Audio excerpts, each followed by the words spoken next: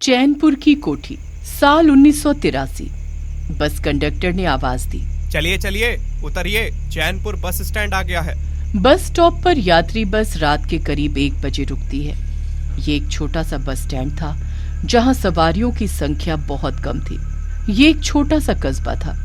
तभी एक यात्री ने आवाज दी, रुकना भाई, मेरा सामान अभी उतर रहा है। कंडक्टर ने कहा, जल्दी करिए साहब, हमें यहाँ से आगे भी जाना है। सामान उतारने वाला आदमी दिवाकर था। वो फौज से रिटायर हो चुका था और दिवाकर अपने लिए एक ऐसे घर की तलाश में था जहां वो अपने परिवार के साथ रह सके। लेकिन उसकी इच्छा एक बड़े से घर को खरीदने की थी। इस सिलसिले में वो अपने मामा के घर जा रहा था। वीरान बस स्टैंड में 1-2 आदमी ही नजर आ रहे थे। दिवाकर ने एक आदमी से पूछा, भाई ये चैनपुर गांव जाने के लिए कोई साधन या टैक्सी मिल सकती है क्या? उस आदमी ने कहा, साहब, चैनपुर जाने के लिए सवारी आपको सुबह के बाद ही मिलेगी। दिवाकर को वो आदमी थोड़ा अजीब सा लगा। दिवाकर ने मन ही मन सोचा। फिर उसने सोचा कि उसके मामा का घर यहाँ से करीब 3 किलोमीटर ही होगा। उसने पैदल ही घर की ओर जाने का निश्चय किया और अपना सामान उठाकर अपने मामा के घर जाने के लिए निकल पड़ा। दिवाकर जिस रास्ते पर चल रहा था वो खेतों और आम के बगीचों के बीच से होकर गुजरता था। वो कच्ची पगडंडियों पर बढ़ता जा रहा था। स्याह काली रात में आसमान में तारों की टिमटिमाहट दिवाकर के रास्ते को मुश्किल से ही रोशन कर पा रही थी। आम के घने जंगलों की तरह दिखने वाले बाग में सूखे पत्तों पर पड़ रहे उसके कदमों की आहट दिवाकर के मन में सिहरन पैदा कर रहे थे। धूल भरी राह पर अपनी टॉर्च के उजाले के सहारे वो बढ़ रहा था। उसने अपने मामा के घर की आधी दूरी तय कर ली थी। वो आज से पहले भी इस गांव में कई बार आ चुका था, लेकिन आज की रात वो परिचित गांव बेहद अलग लग रहा था। तभी बगीचे में बिखरी धुंध के बीचों बीच अचानक एक चीख गूंज उठी। ये चीख किसी भी जानवर की आवाज से बिल्कुल अलग थी। दिवाकर ने ऐसी आवाज कभी नहीं सुनी थी। ऐसा लग रहा था मानो कोई औरत हंस भी रही हो और रो भी रही हो। दिवाकर इस चीख को सुनकर बहुत डर चुका था। उसके सिर से लेकर पांव तक रोंगटे खड़े हो चुके थे। उसने अपने चलने की गति तेज कर दी, लेकिन रास्तों की पगडंडियां उलझी हुई लग रही थी। उसे याद था कि बगीचे के किनारे से ही रास्ता गांव के लिए जाता है, लेकिन आज ये पगडंडियां दिवाकर को पेड़ों के घने साए की गहराई तक ले जा रही थी। शायद दिवाकर रास्ता भटक चुका था। दिवाकर की धड़कनें अब तेज हो चुकी थी। वो किसी भी तरीके से इस वीराने से बाहर निकलना चाह रहा था। उसने एक जगह रुककर खुद से कहा, ये क्या हो रहा है मेरे साथ? मैं क्या इस बगीचे के चक्कर लगा रहा हूँ? इस जगह से तो मैंने चलना शुरू किया था और फिर उसी जगह आ चुका हूँ। दिवाकर फिर एक बार वहां से तेजी से चला। एक जगह पानी के पास उगी लंबी घासों के पास दिवाकर ने देखा कि उनके बीच एक जोड़ी चमकती आंखें उसे घूर रही थी। दिवाकर रुक गया। उसकी सांसें गले में अटक रही थी। वो अपनी टॉर्च की रोशनी से झाड़ी को देखने लगा। तभी एक तेज सरसराहट के साथ घास तेजी से हिलने लगी। दिवाकर ने देखा कि उस घास से छिपकर कोई उसकी ओर बढ़ रहा था। वो कुछ देख पाता इससे पहले अचानक उसकी टॉर्च बंद हो गई। अब दिवाकर के सामने पूरी तरह अंधेरा छा चुका था। तभी उसके सामने एक आकृति उभरी, लंबी और कंकाल के जैसी। दिवाकर अंधेरे में कुछ साफ साफ देख नहीं पा रहा था। ये देखकर दिवाकर बहुत तेज डर गया और अपना सामान लेकर वो दौड़ता हुआ वहां से भाग गया। वो बगीचे के घने अंधेरे में भागता ही जा रहा था। उसका दम फूल रहा था। इस ठंड में भी उसका शरीर पसीने से तर हो चुका था। दिवाकर भागता हुआ उस आम के बगीचे से निकलकर गेहूं के खेतों में आ चुका था। उसने हांफते हुए अपने पीछे देखा, लेकिन वहां कोई नहीं था। उसे पता नहीं ऐसा क्यों लग रहा था मानो उसका कोई पीछा कर रहा है। खेत में लगी फसलों के बीच से एक बार फिर उस कच्चे रास्ते की ओर बढ़ रहा था कि पास ही एक कुआं नजर आया।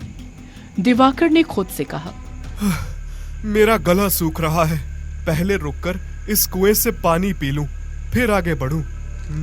दिवाकर कुएं से पानी निकाल ही रहा था कि पीछे से किसी ने उसे आवाज दी। ये आवाज किसी बूढ़े आदमी की थी जो सुनने में बहुत पतली और अजीब सी थी। दिवाकर के हाथ से रस्सी छूट गई और बाल्टी एक बार फिर कुएं में तेज आवाज के साथ गिर गई। दिवाकर ने अपने डर पर काबू पाते हुए अपनी गर्दन को आ रही आवाज की दिशा में मोड़ा। उसने देखा कि एक बुजुर्ग आदमी धोती और कुर्ते में उसके पास खड़ा है, जिसने अपने सिर पर गमछा भी बांध रखा था। उस आदमी के चेहरे को देखते ही दिवाकर की जान में जान आ गई और उसने एक लंबी सांस खींचते हुए कहा, ब्रिजवासी काका आप हो? आपने तो मुझे डरा ही दिया था। उस बूढ़े ने कहा, कौन हो तुम और तुम मुझे कैसे जानते हो? दिवाकर ने कहा, ब्रिजवासी काका, मैं दिवाकर, मनोहर मामा का भांजा। ब्रिजवासी काका बोले, मनोहर? ओह हाँ, याद आया। दिवाकर, तुम इतनी रात गए यहाँ क्या कर रहे हो? दिवाकर ने ब्रिजवासी से कहा, काका, मैं अपने मामा के यहाँ जा रहा था, लेकिन आज बस खराब हो जाने की वजह से यहाँ देर से पहुँचा। लेकिन ना जाने आज मैं रास्ता कैसे भटक गया। दिवाकर अपनी आप बीती ब्रिजवासी काका को बता रहा था, लेकिन ना जाने क्यों ब्रिजवासी काका कुएं के पानी को ही लगातार घूरे जा रहे थे। दिवाकर उनके बर्ताव से कुछ परेशान हो चुका था। उसने कहा, काका, आप मेरी बात सुन भी रहे हैं या नहीं? ब्रिजवासी काका ने कहा, हाँ बेटा, इस तरह रात में नहीं घूमना चाहिए। चलो जल्दी चलो, मैं तुम्हें छोड़ आता हूँ। दिवाकर को ब्रिजवासी काका के साथ चलने पर थोड़ी राहत महसूस हुई और वो दोनों बातें करते हुए एक बार फिर गांव की ओर बढ़ चले। बातें करते हुए वो खेतों की मेड़ों की पगडंडी में चल रहे थे। दिवाकर अपने सामान के साथ आगे चल रहा था और ब्रिजवासी काका उसके पीछे पीछे चल रहे थे। दिवाकर ने हंसते हुए कहा, काका संभाल कर चलना, मैं तो कहता हूँ कि आप मेरे आगे आगे चलो। ब्रिजवासी काका बोले, बेटा, अभी सफर बहुत लंबा है, इसलिए आराम से चलते रहो। दिवाकर ने कहा, लेकिन काका, गांव तो पास में ही है ना? दिवाकर की बात का ब्रिजवासी काका ने कोई जवाब नहीं दिया। दिवाकर ने एक बार फिर पूछा, लेकिन इस बार भी उसकी बातों का जवाब मौन नहीं दिया। दिवाकर को जब कोई जवाब नहीं मिला तो उसने पलट कर देखा। वो हैरान रह गया। उसके पीछे चल रहे ब्रिजवासी काका गायब हो चुके थे। दिवाकर रुक गया और उसने काका काका की आवाज लगाई। वो हैरान होकर चारों ओर देख रहा था। उसकी निगाहें काका को ढूंढ रही थी कि तभी आगे एक बबूल के पेड़ के पास से ब्रिजवासी काका की आवाज आई, अरे बेटा, मैं यहाँ हूँ। तुमने ही तो कहा था कि आप मेरे आगे चलिए, यहाँ आ जाओ। दिवाकर हैरान था कि लाठी के सहारे चलने वाले बूढ़े काका इतनी जल्दी उससे इतनी दूर कैसे निकल सकते हैं। वो उनके पास पहुंचा और वो दोनों एक बार फिर आगे बढ़ चले। चलते चलते काफी देर हो चुकी थी। चिड़ियों की चहचहाहट भी शुरू हो गई थी। आखिरकार वो दोनों मनोहर के घर के बाहर पहुंच चुके थे। दिवाकर ने कहा, काका, अंदर आइए। आप रुक क्यों गए? चाय पीकर चले जाइएगा। ब्रिजवासी काका ने कहा, नहीं, मैं चाय नहीं पीता और अब मेरे जाने का समय भी हो गया है, इसलिए मैं रुक नहीं सकता। मालकिन आज मुझ पर बहुत नाराज होंगी, इसलिए मुझे जाने दो। दिवाकर बोला, जैसी आपकी मर्जी।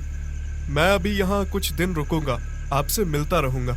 ब्रिजवासी काका ने दिवाकर की बातों का कोई जवाब नहीं दिया और चेहरे पर अजीब सी मुस्कान बिखेरते हुए वो वहां से चले गए।